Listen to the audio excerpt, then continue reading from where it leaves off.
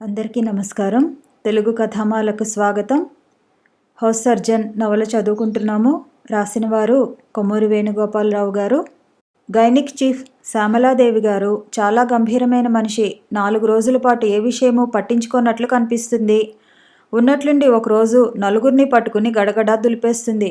ఇంచుమించు ఆమె దగ్గర పనిచేసే అసిస్టెంట్లందరూ ఆమె దగ్గర చదువుకుని ఆమె వల్లే డిగ్రీ పొందిన వారే. ఆమెతో మామూలుగా మాట్లాడడానికి హడలిపోతూ ఉంటారు. ఎంతో అవసరం ఉండి తప్పనిసరి అయితే గానీ ఆమె జోలికి పోరు. ఆమె ఏమీ పట్టించుకోనట్లు కనిపిస్తున్నా అన్ని విషయాలు గమనిస్తూనే ఉండేది.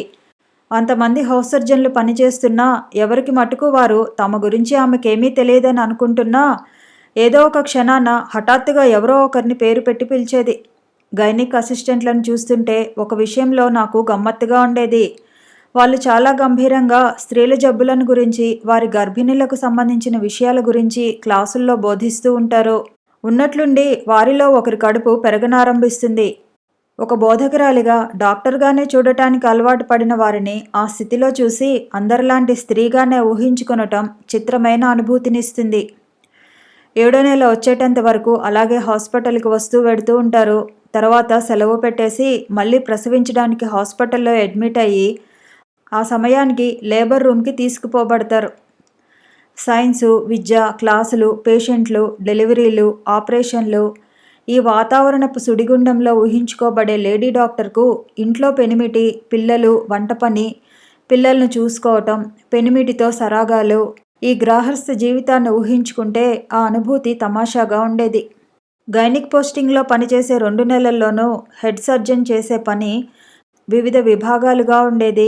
గైనిక్ వార్డ్, యాంటీనేటల్ వార్డ్, మళ్ళీ విడిగా ఓపీలు, థియేటర్లు, లేబర్ రూము ఇట్లా ఉండేది. ఒకసారి లేబర్ రూమ్ నైట్ డ్యూటీలో ఉన్నాను. ఆ రాత్రి ఇంటర్నీ చేస్తున్న 4 విద్యార్థులు కలిసి చిన్న తమాషా చేశారు.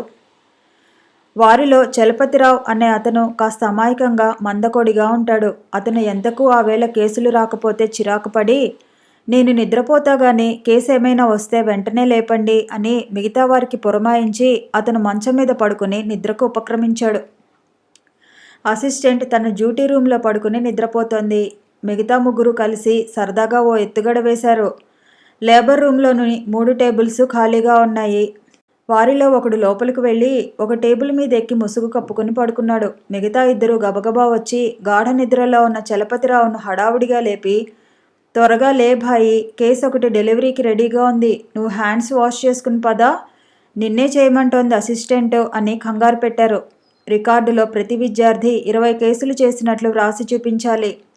చలపతిరావు ఉలిక్కిపడి లేచి, నన్ను చేయమన్నదా అని ఆద్రాబాద్రాగా లోపలికి పరిగెత్తాడు. నేను నవ్వబోతుంటే నవ్వవద్దని సౌజ్ఞలు చేసి వాళ్ళు కూడా వెనకాలే లోపలికి వెళ్లారు. చలపతిరావు టేబుల్ దగ్గరకు వెళ్ళి అని మూలుగుతున్న ముసుగులోని మనిషిని చూస్తూ, ఇదేమిటి లేబర్ రూమ్లోకి వచ్చి ముసుగు పెట్టుకుని పడుకుంటుందే ఈవిడ, ఏరి సిస్టర్స్ ఎవరూ కనిపించరేం, నాకు అసిస్ట్ చేయడానికి ఎవరూ లేకపోతే ఎలా అని చికాకుపడి టేబుల్ మీద వ్యక్తితో, చూడమ్మా, ముసుగలా వేసుకోకూడదు, నీకేం భయం లేదు, నేనున్నానుగా అంటూ దుప్పటి లాగేశాడు. బల్ల మీది విద్యార్థి నవ్వుతూ లేచి కూర్చున్నాడు. పక్కన దాక్కుని వినోదం చూస్తున్న సిస్టర్లు, మిగతా 2 విద్యార్థులు గొల్లుమని నవ్వారు. చలపతిరావుకు పాపం ముఖం కందగడ్డలా అయిపోయింది. వాళ్ళందరినీ తిడతాడనుకున్నాను, కానీ ఏమనుకున్నాడో కోపం దిగమరింగి యువతలకు వచ్చి ఒంటరిగా కూర్చున్నాడు. ఆ విషయం అసిస్టెంట్కి రిపోర్ట్ చేసి కసి తీర్చుకుంటాడేమోననుకున్నాను, కానీ అదేమీ చేయక ఎవరేమీ అనుకుంటున్నా లెక్క చేయనట్లు ముభావంగా ఊరుకున్నాడు. తర్వాత ఈ జోక్ హాస్పిటల్ అంతా వ్యాపించి చలపతిరావును చూసినప్పుడల్లా ముఖాలు చాటు చేసుకుని నవ్వుకోసాగారు. నేను లేబర్ రూమ్ డ్యూటీలో ఉన్న రోజుల్లోనే ఓ దురదృష్టకరమైన సంఘటన జరిగింది. ఓ రాత్రి హఠాత్తుగా 4 నర్సులు కలిసి క్వార్టర్స్ నుంచి ఓ సిస్టర్ని ఇంచుమించు చేతుల మీద తీసుకొచ్చినట్లు తీసుకొచ్చారు. తీసుకురాబడిన సిస్టర్కి కళ్ళు మూతలు పడిపోయి వచ్చే ప్రాణమా పోయే ప్రాణమా అన్నట్లుగా ఉంది. ఏమిటని విచారిస్తే ఆ సిస్టర్కి నెల తప్పిందట. ఏమీ చేయడానికి దిక్కుతోచని దశలో తెగించి ఏమందో మాకో తిన్నది. దాంతో గర్భస్రావం అసంపూర్తిగా జరిగి రక్తం విపరీతంగా పోయి తెలివి తప్పి పడిపోతే మిగతా సిస్టర్లు చూసి మోసుకొచ్చారు. ఇంతకీ ఆ సిస్టర్ లలిత. నేను మొదట ఫీమేల్ ఓపీలో పనిచేస్తున్నప్పుడు మేల్ ఓపీలో పనిచేస్తూ మాతో సరదాగా గడిపిన అమ్మాయి.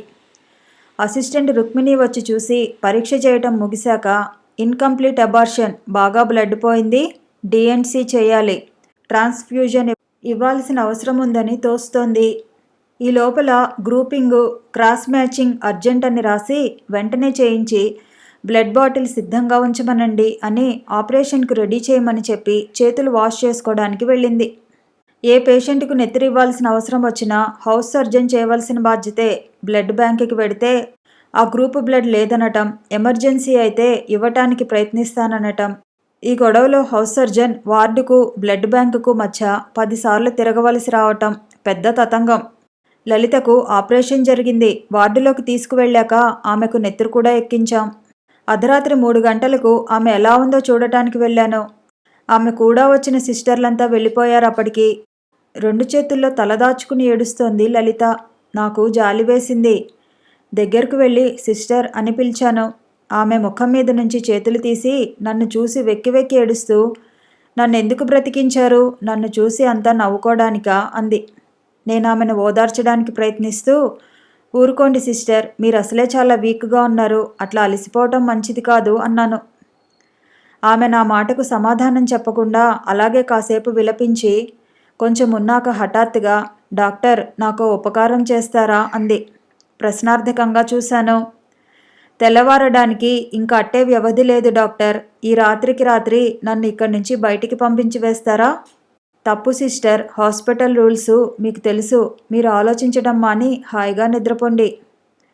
ఆమె నా మాటలు వినకుండా అలాగే గుండెలు పగిలేటట్లు ఏడుస్తోంది. ఇహ అలా లాభం లేదనుకుని ఓ గార్డినాల్ ఇంజెక్షన్ చేసేసి అక్కడి నుంచి వెళ్ళిపోయాను. 2 రోజులు పోయాక అప్పుడే ఓ ఫోర్సిప్స్ వేసి చేతులు కడుక్కుంటుంటే నళిని నా దగ్గరకు వచ్చింది. ఆమె ముఖమంతా పాలిపోయి ఉంది, తెల్లగా. అలా ఉన్నారేం అని అడిగాను. లలితను సస్పెండ్ చేశారు అంది. విన్నాను. 1 ఏడాది చేశారు. ఈ ఏడాది లోపల ఎన్ని విపరీతాలు జరుగుతాయో ఎవరు చెప్పగలరు? ఆ తర్వాత ఆమె రాగలుగుతుందో ఏమవుతుందో. నేను మౌనంగా ఆలకిస్తున్నాను. ఈ హాస్పిటల్లోని నర్సులందరిలోకి లలిత నా బెస్ట్ ఫ్రెండ్. దాని జీవితం ఇలా అయిపోయిందంటే నేను ఒంటరిదానిలా అనిపిస్తూ పిచ్చెక్కుతోంది. ఆమె గొంతులో ఏడవగా ఏర్పడ్డది జీరా. కొన్ని సంఘటనలు అలా జరుగుతాయి దురదృష్టవంతులకు, బాధపడకండి నళిని అన్నాను. కాసేపుండి ఆమె వెళ్ళిపోయింది కళ్ళు తుడుచుకుంటూ. సిస్టర్స్ని చూస్తే ఒకందుకు నా హృదయం జాలితో నిండిపోయేది. ఎవరో ఎక్కడో తప్ప వారంతా అతి బీద కుటుంబాల నుండి వచ్చిన వారు. వారి మీద ఎంతో ఆశ పెట్టుకుని ఉంటారు వారి తల్లిదండ్రులు. అందమైన తెల్లటి యూనిఫారంలో చూసే నర్సుకు వారి కుటుంబ నిజ పరిస్థితికి ఎంత మాత్రం సంబంధం లేదు. వారి నిజ జీవిత చరిత్ర తెలిస్తే వారిని గురించి ఊహించుకున్న అభిప్రాయాలన్నీ తారుమారవుతాయి. ఇలాగే అనుకోని సంఘటనలు ఎదురవుతూ ఉంటాయి. ఒకసారి పని ఉండి టీబీ వార్డుకు వెళ్ళాను. అక్కడ మంచం మీద ఆలోచిస్తూ పడుకొని ఉన్న యువతి నన్ను చూసి బెదిరినట్లయి తల ప్రక్కకు తిప్పుకుంటోంది. ఆమెను చూసి చకితున్నయి దగ్గరగా వెళ్ళి మీరు అన్నాను. ఆమె ఇహ బాగుండదని కాబోలు లేచి కూర్చుని అవును నేనే అన్నది. ఆమె నేను మెడికల్ వార్డులో పనిచేసినప్పుడు అక్కడ పనిచేసిన సిస్టర్. మొదట్లో నాతో చాలాసార్లు దూకుడుగా మాట్లాడింది. అవును, నాకు టీబీ, అందుకే ఈ నరకంలోకి వచ్చి చేరాను అంటుంటే ఆమె కళ్ళల్లో నీళ్లు గిర్రెన తిరిగాయి. ఆమె నోదార్చి అక్కడి నుండి బయటపడేసరికి ఉక్కిరిబిక్కిరైనంత పనైంది. తర్వాత అక్టోబర్ నెలలో పరీక్షలు వచ్చాయి. థియరీ అయిపోయింది. ఓరల్స్, ప్రాక్టికల్స్ మొదలయ్యాయి. హాస్పిటల్ అంతా తెగ హడావుడిగా ఉంది. బెడ్లన్నీ ఒక ప్రక్కకి లాగేసి మధ్య మధ్య తెరలు అమర్చి ఎగ్జామినర్స్ కూర్చోవడానికి అనువైన ప్రదేశాలు అమరుస్తున్నారు. సిస్టర్లు చాలా కష్టపడి వార్డులన్నీ శుభ్రంగా తీర్చిదిద్ది అందంగా తయారు చేస్తున్నారు. అవసరాన్ని బట్టి పేషెంట్ను ఒక వార్డు నుంచి మరో వార్డుకు పంపించి ఎక్కడ ఏమి కావాలో అమరుస్తున్నారు. విద్యార్థులు 3 రోజుల ముందుగానే వార్డుల్లోకి వచ్చి పరీక్షలో పెట్టడానికి అవకాశం ఉండే ముఖ్యమైన కేసులన్నీ చూసుకుని వారి ముఖాలు, పేర్లు గుర్తుపెట్టుకుని వెళ్ళిపోతున్నారు. ఆ తర్వాత వారిని ఇంకా వార్డులలోకి రానివ్వరు. ఎగ్జామినర్స్ నలుమూలల నుంచి వచ్చేసి కార్లలో దిగి టీవీగా నవ్వుకుంటూ కబుర్లు చెప్పుకుంటూ చేతిలో ఫైళ్లు ఊపుకుంటూ హాస్పిటల్లో సంచారం మొదలుపెట్టారు. గైనిక్ వార్డులో విద్యార్థులకు ఎనలేని సహాయం జరిగిపోతుంది. ఉదయం 8 గంటలకల్లా విద్యార్థులకు కేసులిచ్చేస్తారు. మెల్లగా 10 గంటలకు కానీ ఎగ్జామినర్స్ అక్కడ దిగరు. ఈలోగా అద్భుతమైన సదుపాయాలు జరిగిపోతున్నాయి. అంతవరకు ఎంతో గంభీరంగా కోపంగా కనిపించే అసిస్టెంట్లు కూడా ప్రతి స్టూడెంట్ దగ్గర ఆగి కేసు తెలిసిందా అని అడిగి తెలియదంటే అదేమిటో చెప్పి ఆ కేసులో ఎగ్జామినర్స్ సాధారణంగా అడిగే ప్రశ్నలు, చెప్పవలసిన సమాధానాలు గబగబా తర్ఫీదు ఇచ్చి వెళ్ళిపోతున్నారు. గైనిక్లో పనిచేసే హౌస్ సర్జన్లు కూడా యథాశక్తి తమ పాత్ర నిర్వహిస్తున్నారు. కొందరు విద్యార్థులు మొదట అర్థమైనట్లు తల ఊపి అసిస్టెంట్ అటు పక్కకి వెళ్ళిపోగానే ఏమి చెప్పిందో మర్చిపోయి తబ్బిబ్బుపడి హౌస్ సర్జన్లను పిలిచి అడుగుతున్నారు. తర్వాత ఎగ్జామినర్స్ రావటం, ఒక్కొక్క విద్యార్థిని లోపలికి పిలవటం, నెత్తురులేని ముఖాలతో పులిబోనులోకి వెడుతున్నట్లు లోపలికి ప్రవేశించటం, ప్రశ్నలు, జవాబులు, వేళాకోళాలు, ఎగ్జామినర్స్ ఉన్నట్లుండి గట్టిగా నవ్వటం, ఇలా ఉంది వాతావరణం. మధ్యాహ్నం ఓరల్స్. నేను బల్ల మీద స్పెసిమన్స్ అవి సర్దిస్తూ హడావిడిగా ఉన్నాను. ఆ స్పెసిమన్స్ మీద వాటి పేర్లను సూచించే లేబుల్స్ మీద నల్ల కాగితాలు అంటిస్తారు. వాటిని విద్యార్థికి చూపించి అదేమిటో గుర్తుపట్టమని అడిగి ఇహ దాని గురించి తర్జన భర్జన జరుపుతారు. నేను హడావుడిగా అటు ఇటు తిరుగుతుండే సమయంలో ఎక్కడి నుంచో అన్నయ్య అని పిలుపు వినిపించింది. ఎవరిదా పిలుపు అనుకుంటూ తల వెనక్కి తిప్పి చూసేసరికి బెంచీల మీద పుస్తకాలు ఒడిలో పెట్టుకుని ఆత్రంగా పేజీలు త్రిప్పేస్తున్న విద్యార్థులు, వారి ప్రక్కగా నిలబడి ఓ ఎర్రటి కుర్రాడు కనిపించాడు. సుందరం సుందరం అన్నాను అతన్ని గుర్తుపట్టి దగ్గరగా వెడుతూ. ఎప్పుడు వచ్చావు? నన్ను చూడగానే అతని ముఖం చాటంత అయింది. సుందరం తెల్లటి ప్యాంటు వేసుకుని అందులో తెల్లటి షర్టు టక్ చేశాడు. చేతిలో సంచి ఉంది. అతను మా పెదనాన్నగారి అబ్బాయి. స్కూల్ ఫైనల్ పాస్ అయ్యి ఇహ చదువుకు స్వస్తి చెప్పి ఇంట్లోనే ఉండి తండ్రికి సాయంగా పొలం పని చూస్తున్నాడు. శుద్ధ అమాయకుడు. అతని అమాయకత్వానికి లోకువ కట్టేసి ఆ పల్లెటూళ్ళలో మిగతా కుర్రాళ్ళు అతన్ని ఏడిపిస్తూ ఉండేవారు. ఇప్పుడే బస్సు దిగి వస్తున్నాను. మొదటిసారిగా వేశాను. నా ఇన్షర్ట్ బాగుందా అని అడిగాడు తన బట్టల వంక చూసుకుంటూ. ఇన్షర్ట్ వేసుకున్నానన్న సంతోషంతో పాటు బాగుండకపోతే ఎదుటివారు అవహేళన చేస్తారన్న భయం కూడా అతని మాటల్లో కనిపించింది. ఫస్ట్గా ఉంది. నీకేమిటి దొరబిడ్డలా ఉన్నావు అన్నాను అతనిలోని కాంప్లెక్స్ పోగొడదామని. నా మాటలకు మురిసిపోయాడు. తనలో తను ముసిముసి నవ్వులు నవ్వుకున్నాడు. ఇంత హఠాత్తుగా వచ్చావేం? ఏమిటి కథ అని అడిగాను. చెల్లాయికి పెళ్లి సంబంధం ఒకటి చూశారు. పెళ్లి కొడుకుది ఈ ఊరు. నువ్వు ఉన్నావు కదా, నీ సాయంతో వివరాలన్నీ కనుక్కురమ్మన్నారు. అడ్రస్ తీసుకొచ్చాను అని జేబులోంచి ఏదో కాగితం బయటికి తీయబోతున్నాడు. నేను వారిస్తూ సాయంత్రం చూద్దాం ఉంచులే, ఇప్పుడు కొంచెం పని తొందరలో ఉన్నాను. నువ్వు నా రూమ్కి వెళ్ళి విశ్రాంతి తీసుకో, పని చూసుకుని నేను వస్తాను అని నా గది తాళం చెవి తీసి ఇచ్చి క్వార్టర్స్కు వెళ్ళవలసిన దారి, నా రూమ్ నెంబరు చెప్పాను. అతను తాళం చెవి అందుకుని అది సరేగానే అన్నయ్య, వీళ్ళంతా అలా ఎందుకు కూర్చున్నారు? ఏం చేస్తారు ఇప్పుడు అని అడిగాడు సుందరం విద్యార్థుల వంక కుతూహలంగా చూస్తూ. వాళ్లకు పరీక్షలు జరుగుతున్నాయిరా. అసలు నువ్వు లోపలికి ఎలా వచ్చావు? గేటు దగ్గర జవాన్ ఆపుతాడే. ఏమో, నన్నెవరూ ఆపలేదు. నీ పేరు చెప్పి నువ్వెక్కడ ఉంటావని వాకబు చేస్తూ తిన్నగా లోపలికి వచ్చేశాను అన్నాడు తనకేమీ తెలియదన్నట్లు. ఒకసారి అతని వంక చూసి అతని తెల్లబట్టలు, చిన్న ఆకృతి చూసి బహుశా స్టూడెంట్ అయి ఉంటాడని పట్టించుకుని ఉండరని సమర్థించుకుని, పోన్లే ఎగ్జామినర్స్ వచ్చే వేళైంది, ఇహ ఇక్కడ ఉండకూడదు, రూమ్కి వెళ్ళి రెస్ట్ తీసుకో, నేను సాయంత్రం వస్తాను అన్నాను తొందర పెడుతూ. సుందరం సరే అని అక్కడి నుంచి కదలబోతూ మళ్ళీ ఆగి, అన్నయ్య, అమ్మ జంతికలు పంపించింది నీకు అన్నాడు. నేను గతుక్కుమని ఆ మాటలు ఇతరులెవరైనా విన్నారేమోనని అటూ ఇటూ చూసి, సరేలే గదిలో ఉంచు అన్నాను. ఇంతలో మెట్ల దగ్గర ఎవరో వస్తున్నట్లు అలికిరవ్వటం, వస్తున్నారని విద్యార్థుల్లో కలకలం చెల్లరేగటం, సుశీల గారు నన్ను డాక్టర్ ఒకసారి రండి అని ఏదో పని ఉండి ఆతృతగా పిలవటం, నువ్వింక వెళ్ళిపో సుందరం, నేను తర్వాత కలుస్తాను అని నేను కూడా హడావుడిగా లోపలికి వెళ్ళిపోవడం గబగబా జరిగిపోయాయి. ఎగ్జామినర్స్ వచ్చేశారు. 2 గదులలో 2 బ్యాచీల విద్యార్థులకు ఒకేసారి ఏర్పాట్లు గావించబడ్డాయి. ఎగ్జామినర్లలో ఎక్కువ భాగం స్త్రీలే, 2 మాత్రం పురుషులున్నారు. ఎందుకో ఉద్యోగ నిర్వహణలో పురుషుల కంటే స్త్రీలు చాలా కఠినంగా ఉన్నట్లు కనిపిస్తారు. అది నిజమని భ్రమింపజేయటమో తెలియదు. తెర అవతల నేను, సుశీల గారు వారి కోసమని ప్లేట్లలో బిస్కెట్లు, కాఫీలు సర్దుతున్నాము. బయట ఎగ్జామినర్స్ కుర్చీలలో ఆసీనులై ఫైల్స్ అన్నీ సర్దుకొని ఇహ ఒక్కొక్కరిని పిలుద్దామా అనుకోవడం వినిపించింది. నేను కుతూహలంగా స్క్రీన్ యువతలకు ముఖం పెట్టి తొంగి చూశాను.